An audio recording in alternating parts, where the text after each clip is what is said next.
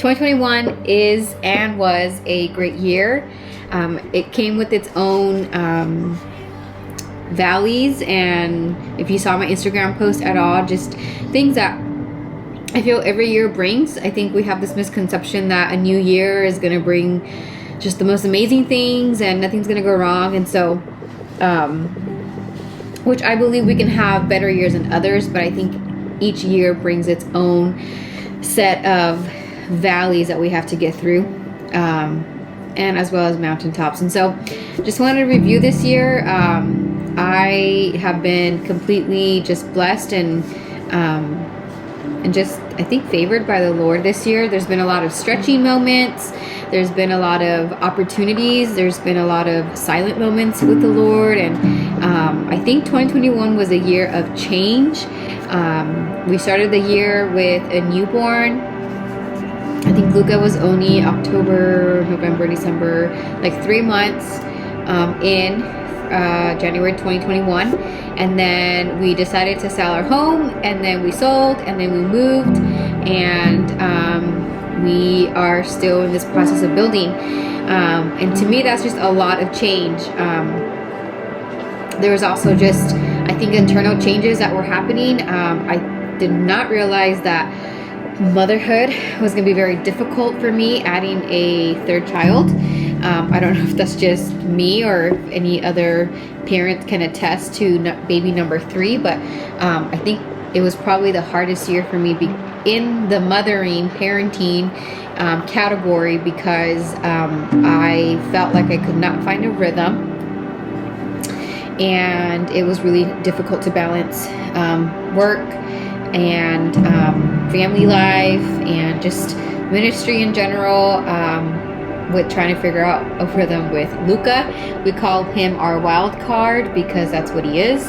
But even then, I think I felt like I needed to have it all together by a specific time, and it just didn't happen that way.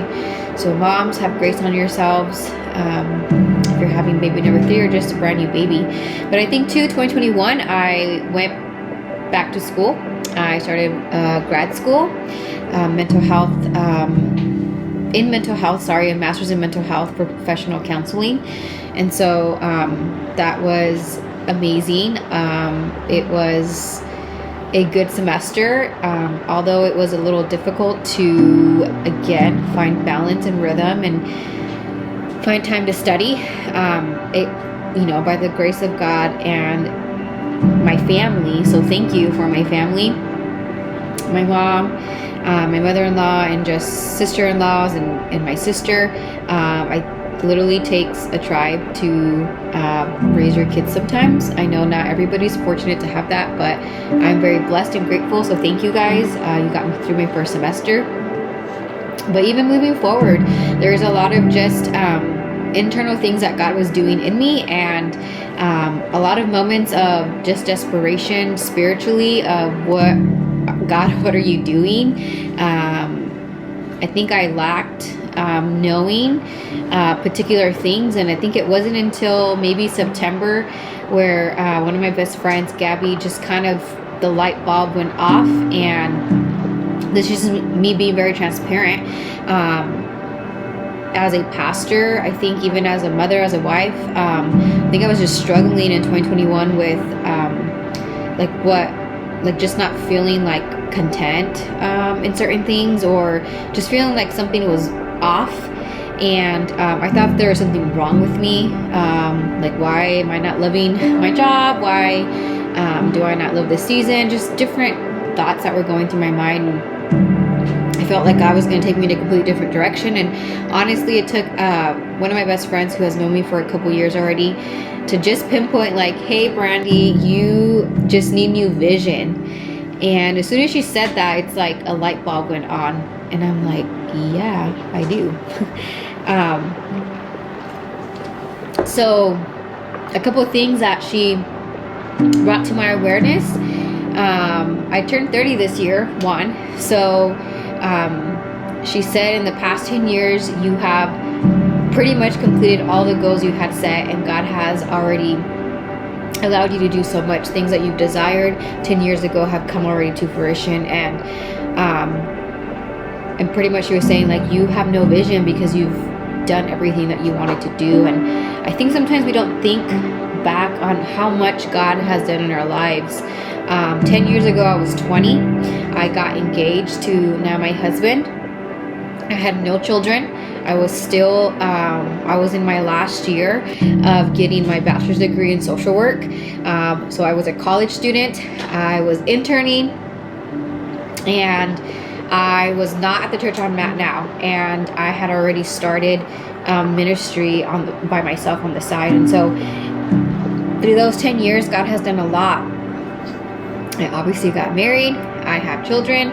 I graduated from ASU, go Devils, and I even went on to get a ministry degree after that. And then after that, I got credentialed. I became on staff pastor, which was one of my dreams and goals, and youth pastor, I should say that, a desire of mine. Did that for a few years, and then moved to connection pastor, and now we're here to this place of, man, God, you've done it all. And so what else? And so I say that to say that even this year, I've had a desire, and actually I don't share this often, but when I was 18, I told the Lord that I wanted to write a book, and it was just something that was in my heart. And this year I actually got an opportunity about a month and a half ago to be a writer. It sounds even so weird to say that, for a really cool project that's happening. And I'm still in this like trial phase with it, but hey, I officially have like a writing gig as a writer. And that's just really awesome because, one, God did not forget about my dreams that I had stored in my heart from when I was 18. That was 12 years ago that I told the Lord that. And honestly, I just kind of put it in the back burner. And here I am at the end of 2021. The Lord has provided the first step in that direction. I have not writing my own book yet, but it's a step in the right direction of what it looks like to be a writer. And so that's one thing that I did this year, other than grad school, other than learning how to be a parent to 3 children. But I think I just want to encourage you to look back at the past, not to bring shame or not to, feel hurt, but just look back at what God has done and look back at his faithfulness and steadfastness. This year, I've been able to see my family come closer to God. I've been able to see friends who would probably never consider themselves even attending a church or even pursuing God or even opening their perspective to who God is. I've been able to see God do that. I've been able to see answered prayers that I've been praying for years be answered this year. And so I don't want to say that 2021 was a bad year, because I don't think it was that.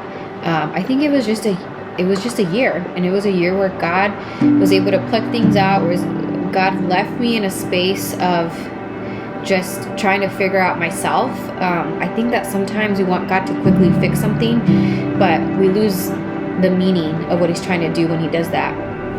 And so I was in this place of, again, God, I'm frustrated. God, what do I do? God, talk to me. Like, what am I feeling? And what I'm feeling, is it good? Is it bad? Like, what am I doing wrong? And it wasn't none of that. It was simply vision. And I want to end this video with this. It's okay not to have vision. It's okay to not know what the next step is or what the next 10 years look like. I'm a planner. I'm a goal setter. I'm a go-getter. I love to have goals, and I think this is the first time in 10 years that I don't have goals. And so for 2022, I'm excited. The one thing that I can say that we're going to start, and my hubby is so gracious to help me with this, is I just have a heart to minister to women, and I have a heart to minister to people and to preach and just to do it on a larger scale. And so my Instagram will be changing. There's a video on that coming at the beginning of the year, but I'll be using this platform to be able to just do what God has called me to do in a different level, at a different capacity, and to influence differently. So be expecting that. You probably noticed my Instagram has changed a bit already. So we're just prepping for what, just an area that God has placed in my heart to do. And I'm really excited for that, because that's just something that God has placed a desire in me to encourage, to preach, and just to maybe even bring just some challenge to people. You don't have to be faith-based. It's just, again, to bring encouragement. So that's coming up in 2022. But then also, man, I think the Lord's really speaking to me to enjoy my relationships. I've been on survivor mode for 2 years. I think COVID did a lot for people, and I think that I'm such a person that loves to be around people, that when that got removed from me, I didn't really see the repercussions of what that did to me. And so 2022 is going to be a year that I'm going to enjoy relationships, enjoy just being around people, not having to strive or having to invest all the time in people, but just being there. And so if you know me, you know that I do a word every year. So my word for 2022 is enjoy. Just to enjoy the Lord, enjoy everything He's given me, enjoy family, enjoy the process of not having a home and building a home, enjoying my children, enjoying ministry, enjoying non-ministry things, tapping into the creative side of me. I just kind of want to leave you guys with this verse just to kind of end it. And if you stuck around for this video this length, I want to say thank you for doing that. But I had this verse that I read today, and it's in Psalms 147, and it says this: His pleasure is not in the strength of the horse, nor his delight in the legs of the warrior.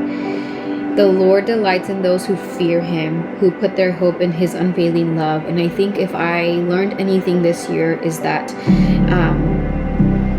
the Lord delights in those who fear Him, and not the fear where you're scared of God, or not that kind of fear, the fear where you honor and you respect God. You have reverence for the Lord. If we put our hope in His unfailing love, He comes through. Verse 10 says, His pleasure is not in the strength of the horse, nor His delight in the legs of the warrior.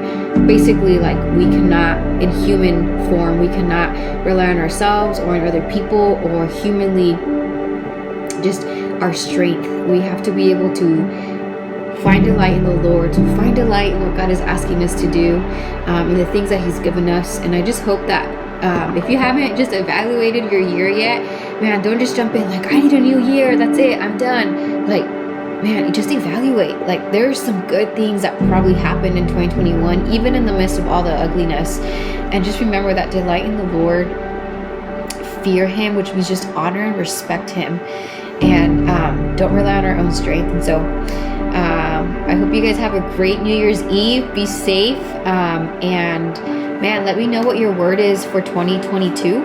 Drop it in the comments, and I would love to just pray for you. And don't forget to find scripture. Happy New Year.